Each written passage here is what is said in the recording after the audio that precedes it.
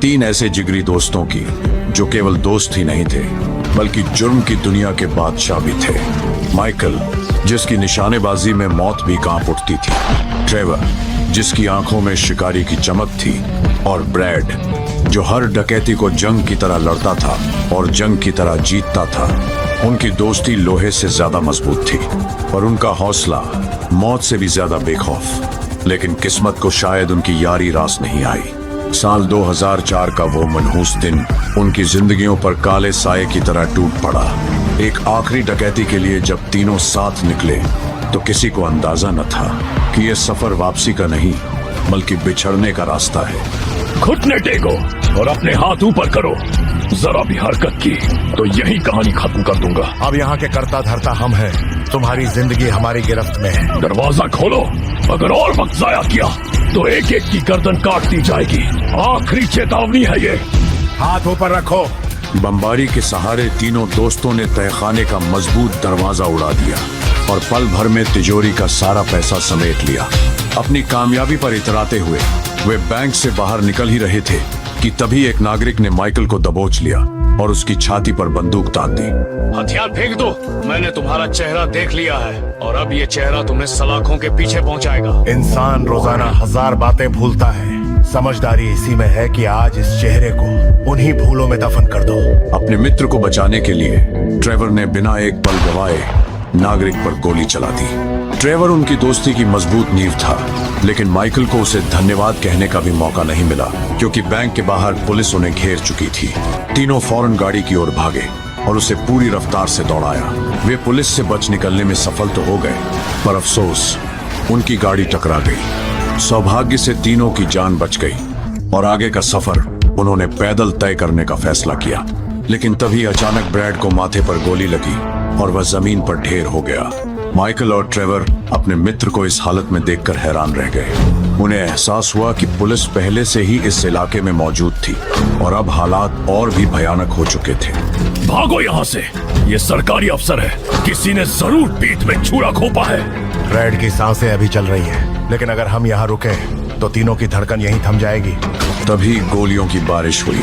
एक गोली माइकल के सीने को चीरती हुई निकल गई।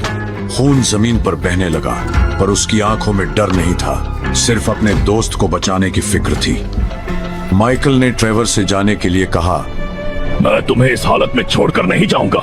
तब माइकल ने अपने करीबी मित्र को दोस्ती की आखिरी कसम दी। ट्रेवर ने सीने पर पछतावे का पहाड़ लिए, बंदूक उठाई और अपने दोस्तों की मौत से लड़ने लगा। लेकिन जब आखिरी गोली भी खत्म हो गई तब उसका हौसला टूट गया। वो मुड़कर भागा। पीछे 2 घायल दोस्त थे और आगे सिर्फ जिंदा रहने की मजबूरी। एक राहगीर को उसने हॉस्टेज बनाया, मगर यह ढाल भी बेकार साबित हुई। सरकारी अफसरों की तादाद आसमान की तरह फैली हुई थी। चारों ओर बंदूकें, चीखते सायरन और मौत की दहलीज पर खड़ा एक टूटा हुआ दोस्त। उस रात गोलियों से ज्यादा तेज आवाज ट्रेवर के दिल के टूटने की थी। लेकिन यह डकैती उतनी साधारण नहीं थी जितनी दिखाई दे रही थी। माइकल ने अपनी ही मौत का नाटक रचा और झाड़ियों के पीछे छिपकर अपनी ही कब्र को दफन होते देखा, जबकि ट्रेवर इस सच से अनजान था। 9 साल बाद माइकल ने पहचान बदलकर नए नाम से जिंदगी शुरू की, डकैती और लूटपाट की दुनिया से दूर। पर इसके बावजूद उसकी जिंदगी किसी अंधेरी काल कोठरी से कम नहीं थी। बच्चों की बेरुखी, टूटती शादी और रोज के झगड़े उसकी जिंदगी नरक बन चुकी थी। और ट्रेवर का कोई अता पता नहीं था, क्योंकि अपनी नकली मौत का नाटक रचने के बाद माइकल ने उससे कभी संपर्क नहीं किया और ब्रैड एक रहस्य बना हुआ था। इसी बीच 2 नए किरदार सामने आते हैं, फ्रैंकलिन और लमार, जो एक बेईमान वाहन व्यापारी के लिए काम करते थे। शोरूम पहुंचते ही उनकी नजर जिमी पर पड़ती है, जो कर्ज पर एक गाड़ी खरीदने आया था, और यहीं से कहानी एक नया मोड़ लेती है। मैं अपनी बेशकीमती गाड़ी तुम्हें नहीं बेचूंगा, क्योंकि मुझे तुम्हारे लहजे में अक्ल से ज्यादा गुरूर नजर आता है। तुम्हें पैसों की तंगी है ना? पैसे की कोई तकलीफ नहीं, दौलत बेशुमार है। यही तो असली खेल है। अब ये इसे मीठे वादों में उलझाएगा और फिर इस मंदबुद्धि की पूरी कमाई निकाल लेगा। मुझे इस बकवास में कोई दिलचस्पी नहीं, मैं चलता हूँ। कुछ ही दिनों में वाहन व्यापारी ने फ्रैंकलिन को जिमी की गाड़ी वापस लाने का हुक्म दे दिया। कर्ज की तारीख अभी दूर थी, पर बेरोजगारी की बेड़ियों में जकड़ा फ्रैंकलिन मजबूर था। दे दिया। कर्ज की तारीख अभी दूर थी, पर बेरोजगारी की बेड़ियों में जकड़ा फ्रैंकलिन मजबूर था। दबे पांव हवेली में घुसकर वो जिमी की गाड़ी चुरा लाया और शोरूम की ओर निकल पड़ा। तभी पीछे से उसकी कनपट्टी पर बंदूक तानी गई। पीछे बैठा था माइकल, यानी जिमी कोई और नहीं बल्कि माइकल का बेटा था। माइकल की आवाज में आग थी। उसने फ्रैंकलिन को शोरूम तोड़ने का हुक्म दिया। ये 9 मिलीमीटर की पिस्टल इस वक्त तुम्हारी किस्मत लिख रही है। शोरूम की दीवार तोड़कर अंदर घुसो, वरना तुम्हारा अंत यहीं तय हो जाएगा। माइकल के आदेशों का पालन करने के सिवा फ्रैंकलिन के पास कोई और रास्ता नहीं था। उसने गाड़ी मोड़ी और कांच तोड़ते हुए शोरूम में घुसा दी। शोरूम में माइकल ने वाहन व्यापारी को बेरहमी से पीटा, उसकी चीखों को अपने गुस्से में दबा दिया और उसे अधमरी हालत में छोड़कर चला गया। वाहन व्यापारी को सबक सिखाकर माइकल अपने घर लौटा, लेकिन दरवाजे पर खड़ा चेहरा किसी और का नहीं, फ्रैंकलिन का था। काम की तलाश में उम्मीद की एक आखिरी किरण लिए फ्रैंकलिन को देखते ही माइकल की आंखों में अतीत की परछाइयां उतर आईं। उसे अपनी पुरानी जिंदगी की झलक दिखी। बंदूक, बारूद, डकैती और उबलता हुआ खून। उसके दिल में एक अनजाना अपनापन जाग उठा। फ्रैंकलिन उसे जाना पहचाना सा लगा, जैसे कोई बिछड़ा हुआ साया फिर लौट आया हो। मेरी चौखट पर आने का मकसद, काम की तलाश मुझे यहाँ खींच लाई। तुम्हारी दुनिया में मेरे लिए कोई जगह है। मैं अब उस खेल का हिस्सा नहीं हूँ। तो अब पूरी जिंदगी बंदूक की जगह पंछियों की आवाज सुनने का इरादा है? मैंने इस खेल में उम्र गुजारी है, खून और बारूद की महक में सांसें गिनी है। तकदीर मेहरबान थी, इसलिए मौत टल गई। अब मैं थक चुका हूँ। लेकिन उस दिन मैंने तुम्हें लड़ते देखा, मानो कोई मुर्दा कब्र से उठकर शहर पर कयामत ढा रहा हो। वो बस एक मर्द का फर्ज था। गंदी नाली के कीड़ों के खिलाफ स्वच्छता अभियान था। तुम्हारा फर्ज तुम्हें मर्द बनाता है और मेरी मजबूरी मुझे मजदूर बनाती है। तुम अच्छे लड़के हो। इस दलदल के ख्वाब देखना छोड़ दो, यहाँ मेहनत करो, अपनों का दिल तोड़ो, लूटो, मारो, और अगर किस्मत मेहरबान हुई तो एक मामूली गुंडे बनकर रह जाओ। ये सब सिर्फ धोखा है। कॉलेज जाओ और एक साधारण जिंदगी जियो। लूटपाट की दुनिया के बुरे तजुर्बों की वजह से माइकल ने फ्रैंकलिन को कॉलेज जाने की सलाह दी, पर उनके मुकद्दर को कुछ और ही मंजूर था। अचानक माइकल को पता चला कि उसका बेटा अगवा हो गया है। बेबस पिता बनकर उसने फ्रैंकलिन से मदद मांगी। फ्रैंकलिन की शानदार रफ्तार और हौसले से जिमी बच गया और माइकल ने उस पर भरोसा कर उसे काम देने का वादा किया। लेकिन घर लौटते ही माइकल हैरान रह गया। उसकी पत्नी उसे धोखा दे रही थी। उसका सब्र टूट गया और उसकी आंखों में आग उतर आई। मैं उस दरिंदे को अपनी ही बीवी की इज्जत लूटने के पैसे दे रहा हूँ? दफा हो जाओ यहाँ से। माफ कर दो भाई, तुम्हारी बीवी ने कहा था कि तुम्हें हमसे कोई ऐतराज नहीं। अब मैं ऐतराज नहीं, सीधा तेरे जनाजे का इंतजाम करूंगा। मैं तुम्हारा सारा हिसाब चुका दूंगा। हिसाब अब तेरी सांसों की कीमत से होगा। ये चल क्या रहा है? कुछ नहीं, महज एक गलतफहमी है। इसने एक हरामजादे के साथ मेरे ही बिस्तर में शर्म की सारी हदें पार कर डाली। ऐसा कुछ नहीं हुआ। मेरा साथ दोगे? चल भाई, कमीने को उसकी औकात दिखाते हैं। माइकल के अंदर सिर्फ बदले की आग थी। फ्रैंकलिन के साथ वो टेनिस कोच के आलीशान बंगले तक पहुंचा, जहां उसके दिमाग में एक जबरदस्त विचार आया, पूरा बंगला मिट्टी में मिला देने का। मेरी गाड़ी के पीछे जो तार है उसे इस बंगले से कसकर बांध दो। तुम सच में इसका पूरा बंगला जड़ से उखाड़ फेंकना चाहते हो? इस हरामखोर ने मेरा गठबंधन उजाड़ फेंका है। मैंने वादा किया था दोस्त, आज के सेशन के पैसे लौटा दूंगा। मुझे पूरा यकीन है कि मेरी गैर हाजिरी में ऐसे और भी कई सेशन हुए होंगे दोस्त। तुम मेरे घर आकर मेरा पैसा खाकर मेरी ही बीवी के साथ पीठ पीछे छुरा घोंपते हो। क्रोध में अंधा होकर माइकल ने अपनी गाड़ी और लोहे की तार का इस्तेमाल किया और टेनिस कोच के बंगले को खंडर बना दिया। बदला पूरा होने की तसल्ली के साथ दोनों घर लौटे, पर वहां एक और तूफान उनका इंतजार कर रहा था। जिस बंगले को उन्होंने तोड़ा था वह मेक्सिको के खूंखार बंदूक और बारूद के व्यापारी मार्टिन का था। मार्टिन ने माइकल की मौत का ऐलान किया और उसकी जान बख्शने के बदले बंगले की कीमत वसूली। क्या तुम्हें अंदाजा भी है कि मैं कौन हूँ? शायद हाँ। जरा इन जनाब को भी मेरी पहचान से रूबरू करवाओ।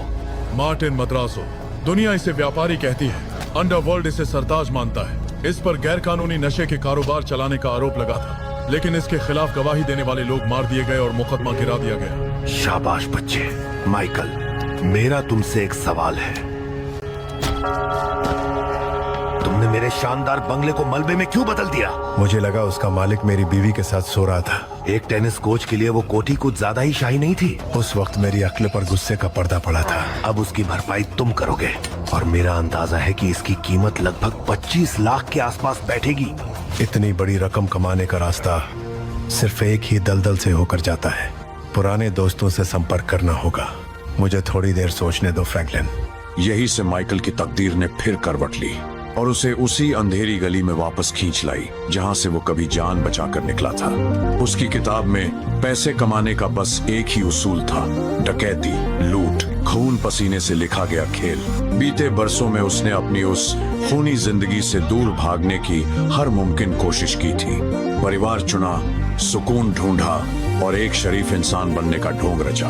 मगर जब हालात गला दबोच ले तो इंसान को वही हथियार उठाने पड़ते हैं जिन्हें वो दफना चुका होता है। मजबूर होकर उसने अपने पुराने साथी लेस्टर से संपर्क किया। एक होशियार और चालाक हैकर अपने मरे हुए दोस्त का स्वागत नहीं करेगा कमीने। मुझे यकीन था कि एक दिन तू मेरे घर जरूर आएगा, लेकिन मैं तो मर चुका था। मौत भी तुझे झेल नहीं पाई। अब मुद्दे पर आ, कौन सी मुसीबत तुझे मेरे दरवाजे तक घसीट लाई है? तुझे कैसे मालूम? उलझने ही इंसान को अतीत का दरवाजा खटखटाने पर मजबूर करती है। मैं कभी एक अच्छा दोस्त नहीं बन पाया लेस्टर। देर आए दुरुस्त आए। मेरे लिए काम करके अपनी दोस्ती का मुआवजा चुका देना। मुझे एक जोखिम भरा काम करवाना है और तुझे मेरी मदद चाहिए। दोनों फायदे में रहेंगे। मेरे पास और कोई रास्ता नहीं। खैर, मैं सच में शर्मिंदा हूँ। मैं तुझसे नाराज नहीं हूँ। ना तूने सरकार को मेरा नाम दिया, ना ही मुझे धोखा दिया। रही बात तेरी, मैंने भी तेरा राज दफनाए रखा कि तू किसी कब्र में सड़ने के बजाय एक ऐसी शादी में गल रहा है जहाँ तेरी बीवी और बच्चे तेरी कद्र नहीं करते। लेकिन इसी बीच माइकल को फिर याद आ गया कि उसने ये जिंदगी छोड़ी ही क्यों थी। क्यों उसने अंडरवर्ल्ड की राह से मुंह मोड़कर एक परिवार चुना था। जब उसका अपने ही बेटे से टकराव हुआ तो उसे एहसास हो गया कि ये लड़ाई सिर्फ सड़कों पर नहीं, उसके अपने घर के अंदर भी चल रही है। आपको जरा भी शर्म नहीं आई? वो मेरा टीवी था। जुबान संभाल कर बात करो। आज माँ की बात सच साबित हो गई। आपको अपने परिवार के जज्बातों की कोई कद्र नहीं है। मैं बस ये चाहता हूँ कि तुम अपनी जिंदगी में कामयाबी हासिल करो। वाह पापा, क्या शानदार सीख है। टीवी तोड़कर दी गई ये नसीहत हमेशा याद रहेगी। एक बाप होने के नाते मैं सिर्फ तुम्हारा भला चाहता हूँ। आपकी मोहब्बत का तरीका सच में कमाल है पापा। पहले चीजें तोड़ते हैं, फिर उसे नेकी का नाम देते हैं। माइकल और उसके परिवार के बीच के फासले बढ़ते जा रहे थे। उसके बच्चे और बीवी उससे नफरत करने लगे थे। बदकिस्मती से माइकल के पास फिलहाल आगे बढ़ने के सिवा कोई और रास्ता नहीं बचा था। कर्ज की जंजीरें तोड़ने के लिए उसे उसी राह पर लौटना पड़ा जिसे वो कभी छोड़ आया था। इसलिए उसने गहनों की दुकान में चोरी करने की योजना को अंजाम देने का फैसला किया। जगह और पहरे की कमजोरी कहती है कि पेचीदे रास्ते इस डकैती में काम नहीं आएंगे। हालात सादगी मांगते हैं। अंदर घुसने से पहले हम उनकी सुरक्षा व्यवस्था को कमजोर करेंगे। शोरूम का पहरेदार बाईं तरफ होगा। हम उसे बेहोश करेंगे और ठीक 15 सेकंड बाद तुम अंदर घुसोगे। तुम कर्मचारियों पर कड़ा दबाव बनाओगे। एक आदमी भीड़ संभालेगा। तब तक मैं और लेस्टर काउंटर से सारा माल समेट लेंगे। पूरे काम में बस 90 सेकंड लगेंगे। आखिरकार डकैती का दिन आ गया। माइकल और उसकी टोली ने अपनी पहचान बदली और सुरक्षा कवच पहना जो उनके सिर और जिस्म को ढाल की तरह बचा सके, और फिर शोरूम पर धावा बोल दिया। देवियों और सज्जनों, मैं आपको 10 सेकंड की मोहलत देता हूँ। मुझे आपकी कीमती सांसें खत्म करने पर मजबूर मत कीजिएगा। बिना होशियारी दिखाए जमीन पर बैठ जाइए। कांच तोड़कर उन्होंने सारे गहने चुरा लिए। मिशन की कामयाबी की खुशी उनके चेहरों पर साफ झलक रही थी। लेकिन उसी वक्त माइकल ने कुछ ऐसा बोला जो भविष्य में उसकी शांत जिंदगी में एक बड़ा तूफान लाने वाला था। मैंने पुलिस को खबर कर दी है, तुम बच नहीं पाओगे। इंसान रोजाना 1000 बातें भूलता है। समझदारी इसी में है कि आज इस चेहरे को उन्हीं भूलों में दफन कर दो। इसके बाद वे सभी वहां से भाग निकले। लेस्टर ने उनसे वादा किया कि डकैती से कमाया गया मुनाफा उन्हें थोड़े समय बाद मिल जाएगा। जब वो अपनी जीत का जश्न मनाने लगे तभी एक सरकारी अफसर माइकल के घर आ पहुंचा। उसने उन्हें एक क्लिप दिखाई जिसमें वही पहरेदार राष्ट्रीय टेलीविजन पर माइकल की डकैती का बयान दे रहा था। मैंने उन लुटेरों का डटकर सामना किया। उनमें से एक ने तो ये भी कहा कि इंसान रोजाना हजारों बातें भूलता है और समझदारी इसी में है कि मैं उनका चेहरा अपनी यादों से मिटा दूं। ये खबरें ट्रेवर तक भी पहुंच चुकी थी। जैसे ही उसने ये समाचार सुना वो एक ही पल में माइकल के शब्द पहचान गया। इंसान रोजाना 1000 बातें भूलता है, समझदारी इसी में है कि आज इस चेहरे को उन्हीं फूलों में दबा। वो ये देखकर दंग रह गया कि उसका दोस्त मौत को मात देकर लौट आया है। हैरानी और खुशी ने उसे एक साथ जकड़ लिया। लगभग 10 साल बीत गए। मैंने तुम्हारी मौत का मातम मनाया था दोस्त, लेकिन तुम तो मरे ही नहीं थे। तुम मेरे सबसे करीबी दोस्त थे माइकल। अब तुम अंदाजा भी नहीं लगा सकते कि तुम्हारे इस पुनर्जन्म के बाद सबसे पहले तुम्हारी दहलीज पर कौन दस्तक देने वाला है। ट्रेवर का दिल धोखे की आग में धड़क रहा था। हर धड़कन में गुस्से की लपटें उठ रही थी। पिछले 9 सालों से ट्रेवर ने अपने दोस्त की मौत का शोक मनाया और माइकल ने ये जानते हुए भी उसे अंधेरे में रखा। जो दोस्त कभी कदम से कदम मिलाकर चलते थे, हर जुर्म हर खतरे में साथ होते थे, जिनके बीच भरोसे का रिश्ता खून से भी ज्यादा गहरा था, आज वही रिश्ता धोखे की बुनियाद पर खड़ा नजर आ रहा था। ट्रेवर के लिए यह कोई साधारण धोखा नहीं था, बल्कि दोस्ती के नाम पर किया गया कत्ल था। लेकिन कहानी वहां खत्म नहीं हुई। ये तो बस 2 पुराने दोस्तों के पुनर्मिलन की शुरुआत थी।